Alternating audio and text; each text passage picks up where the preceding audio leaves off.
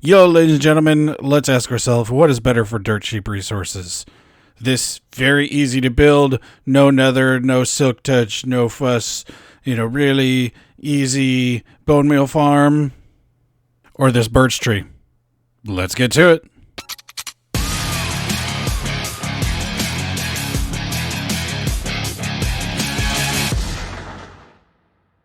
Yellow, ladies and gentlemen, don't worry. This is not a troll. I don't actually think that just chopping wood is better for whatever you need. You need specific resources. So we are going to look at this. This is a slight refactoring of the dirt cheap bone meal farm that I did. So this does 2k bone meal per hour, this single module here. And once again, let's real quick, right behind me there, cover the dirt cheap rules. All right, we want to not use anything on this board. So no obsidian because that requires diamond tools. No ice, coral fans, or amethyst because that requires silk touch. We're going to go with no quartz, so no observers, no comparators. And in fact, we're going to go for no nether materials at all. So you don't even have to have a nether portal, but just go to the nether. We are aiming for 0 slime, 0 honey, so no sticky blocks. And in this case, we're sticking to that. And then no end materials at all whatsoever.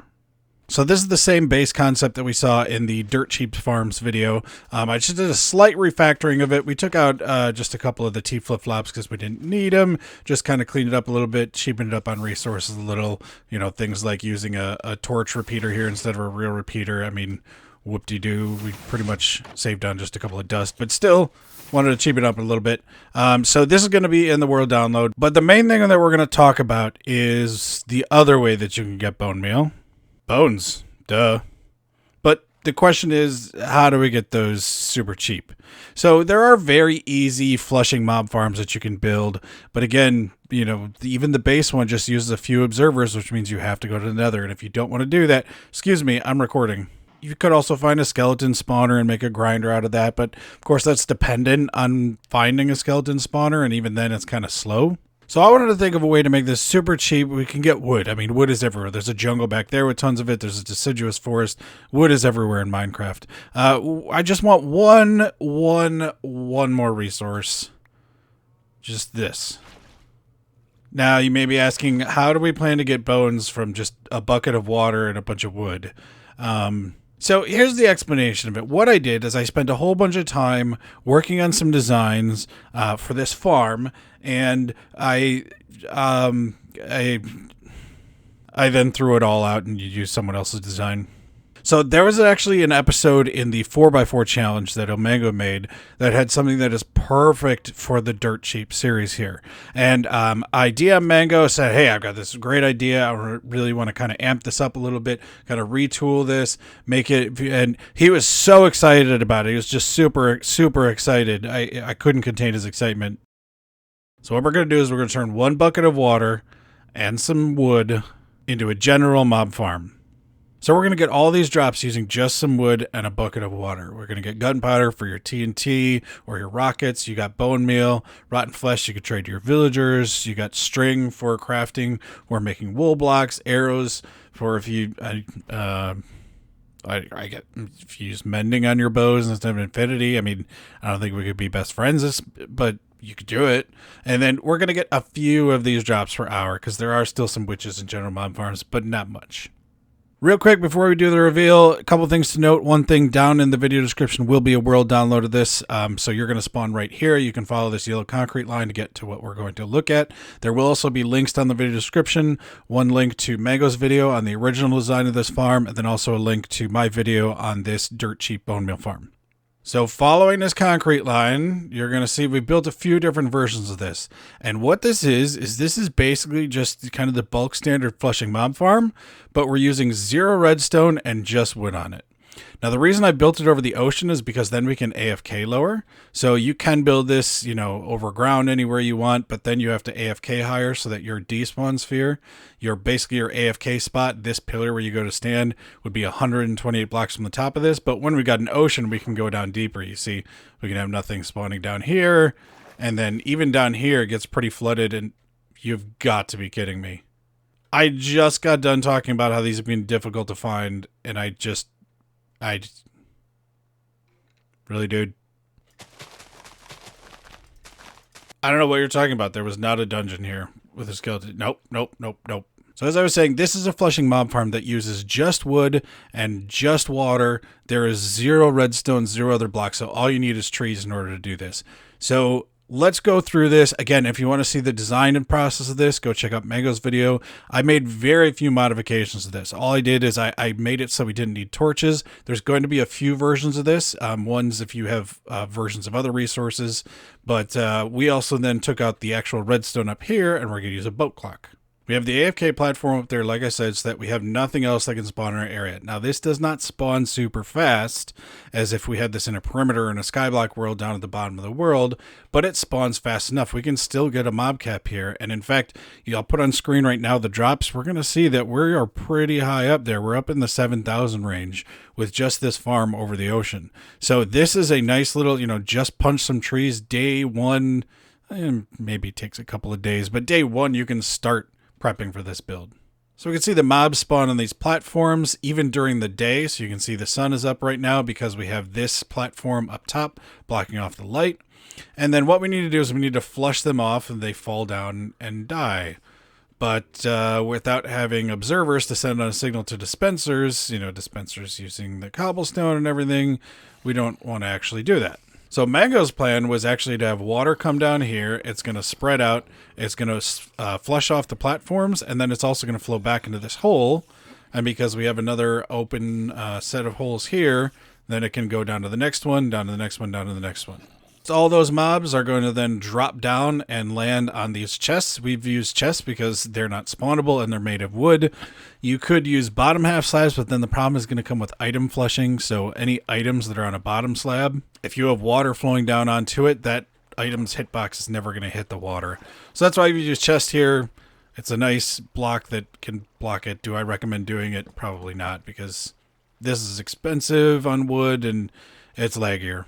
You're going to see your version over here. This is still super cheap. You can just use path blocks here. So just put down some dirt and then turn it into path blocks with your shovel. And what it'll do is it's going to flush all the drops that drop out from those dead mobs into these holes here. And then it's going to flush everything to the center. Now in this version here, we did actually use a hopper. I have this version right here that doesn't have a hopper in it. So what happens is all the items flow down into this hole. We block baby zombies from getting up into that water stream. And then we send the water up here. We're not even using a bubble vader. We're just using regular water sources all the way up.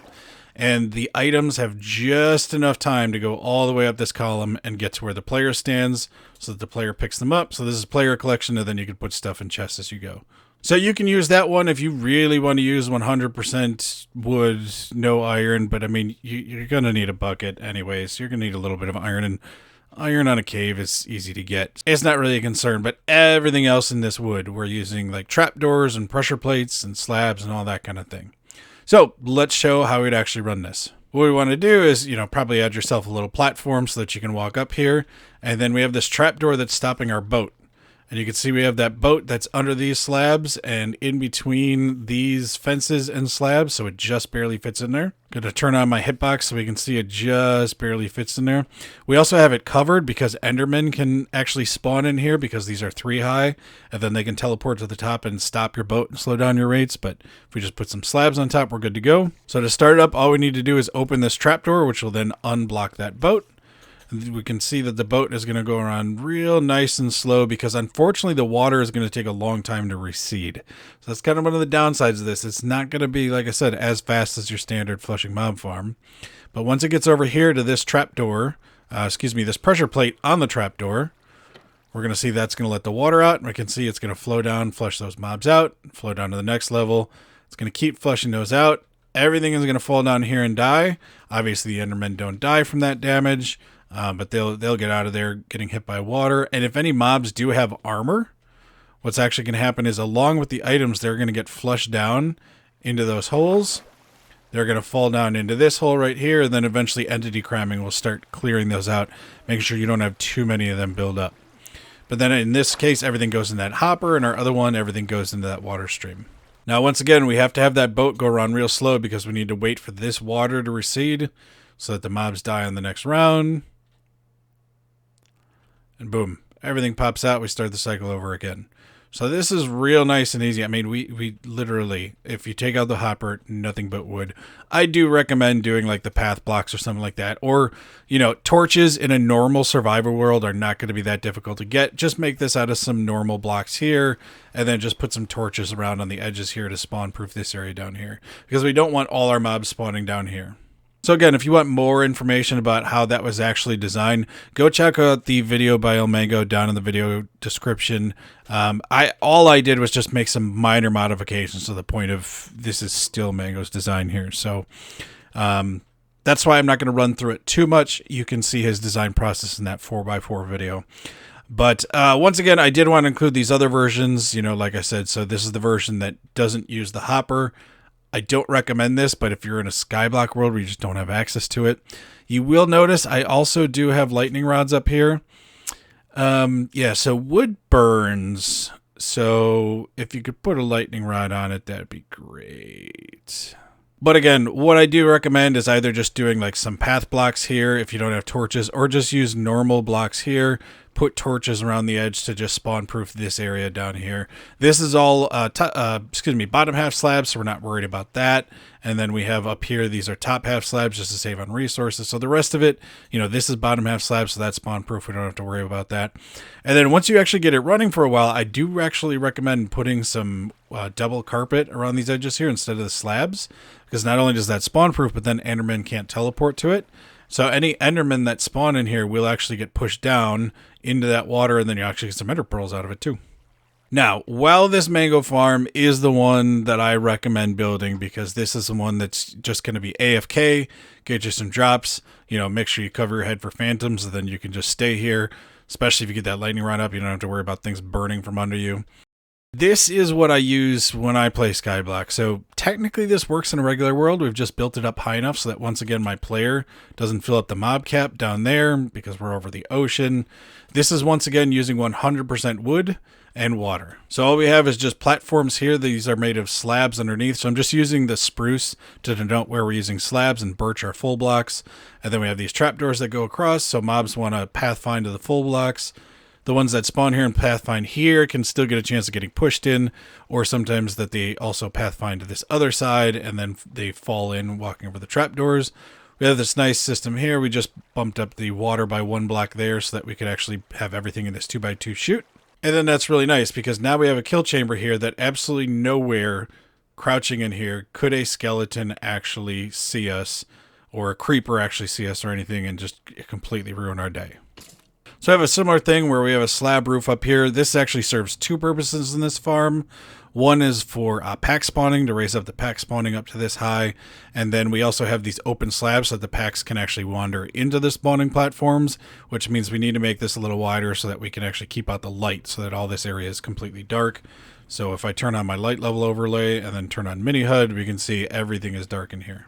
So this is where you would be with your sword, just smacking away at them. You can see there's no angle at which that creeper can see me because of the way that these stairs are, and I'm just crouched under there to get in. So I can crouch under here, set up my auto clicker, and click away. I also get XP out of it this way. So you can see here we're in a skyblock world. I'm not even down at the bottom of the world. I have some area down here where I could put it as storage if you actually have the hoppers to do that. And I'm going to go into survival. I'm going to go into free cam, and we're going to see I'm going to swing away at these guys. And I'm going to be getting tons of stuff. So we can see that this just refills right away because we're down at the bottom of the world. So we still have a nice steady stream of mobs coming in. And if you don't have hoppers under there, so in this case I do have hoppers on that hopper counter, but you can access all the drops from every angle. So let's take out the hoppers real quick, go back into survival, swing at their feet. We can see I can reach all those drops without, once again, any creepers or skeletons being able to spot us, no matter what position I'm in. The only bad thing that could go wrong is having something spawn with thorns on it when you smack it. I forgot Skyblock is also a glow squid farm. You also notice we have this little ladder here by these trapdoors. If you actually have some maintenance that you want to do on this area down here, you can open these trapdoors and close these fences, and then all the mobs are going to land on those fences. So if I clean out all the mobs that are in there, the mobs are going to land up on these fence gates, and then you don't have to use any pistons to close it off. Then it's going to be completely blocked off until you once again go back up, open the fence gates, close the trapdoors, and boom, we're running again. So again, remember, if you were to build this in your normal world over an ocean, you are not going to get these kinds of rates. So these are two really awesome options to get some general mobs going up super early game. Obviously, you could build this out of other materials if you want. If you have the cobblestone lying around, go ahead and build it that way. But I wanted to get this out of wood for those types of games where you are really restricted, like a Skyblock world. Neither of these use any redstone whatsoever, and use no cobblestone whatsoever. Just those resources that are renewable and easy to get, like wood and obviously water. You got to get some of that, but you're kind of limited on what you can do without the water anyways. So that's going to wrap it up. Again, check down the video description for all those links I talked about with the world download and the links to the original videos. Huge thanks to Mango for letting me do this. I know I kind of made that joke about his enthusiasm at the beginning, but I didn't realize when I messaged him that he was actually out sick. So he probably just kind of glanced at it while waking up, and that's fine. Mango has been awesome to this channel. He has never turned me down for allowing me to cover an idea of his. And he's obviously, been key in designing this. Without it, I would not have had something nearly as neat. It would have been a lot more, water sources, and, it would have been flat platforms. And I'm not even going to show the early designs I did in this because they're just flat out crap compared to this. That's going to wrap it up for me. If you are more interested in that bone meal farm because you want to get that going, again, that's playerless. So these mob farms do require a player to AFK. That bone meal farm, if you build in your spawn chunks, can still run. Keep an eye on the channel. We are planning to do a build by build of that in a very interesting collaboration.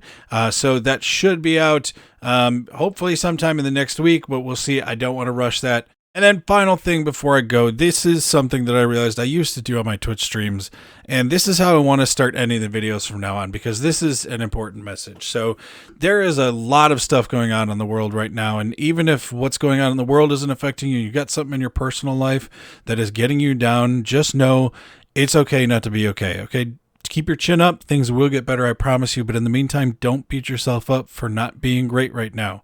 It's okay not to be okay. So if you got to this point, please put down in the comments, hashtag it's okay not to be okay. That would be great. I'd love to see that getting plastered everywhere. It's a good reminder to everyone. I mean, sometimes there's just nothing that's going to heal that wound except time. And in that meantime, that is okay. So I will catch you in the next one. Have a good one. Bye.